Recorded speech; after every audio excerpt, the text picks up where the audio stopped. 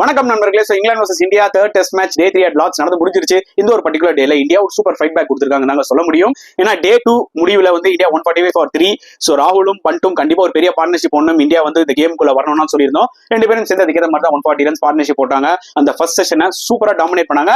ஆனா last over of the first session ஒரு brain fade moment. ராகுல் வந்து அவர் 100 அடிக்கணும்ன்றதுக்காக தேவையில்லாம ஒரு ரன்னை கூப்பிட்டு ரிஷப் பண்ட் ரன் அவுட் ஆகிட்டாரு. சரியான direct hit from Ben Stokes. அதுக்கப்புறம் லஞ்சுக்கு அப்புறம் ராகுல் அந்த ஒரு ரன் அடிச்சுட்டு செஞ்சுரி அடிச்சுட்டு அவரும் அவுட் ஆயிட்டாரு. லேப்ஸ் ஆஃப் கான்சன்ட்ரேஷன் ஒண்ணுமே இல்லாத பாலுங்க வச்சு தூக்கி போட்டாரு. டிரைவர்னு சொல்லி எஜ் வாங்கி அவுட்.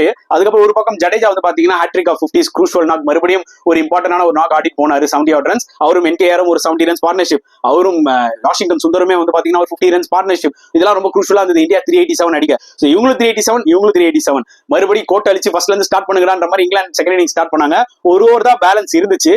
ஆனா அந்த ஒரு ஓவர்ல பயங்கரமான சம்பவம்லாம் நடந்தது. தனியா ஒரு வீடியோல சொல்றேன். பென் ஸ்டோக்ஸ் பியூட்டிஃபுல்லா bowling போட்டாருங்க. he gave his 200% தான் சொல்ல முடியும் டே 3.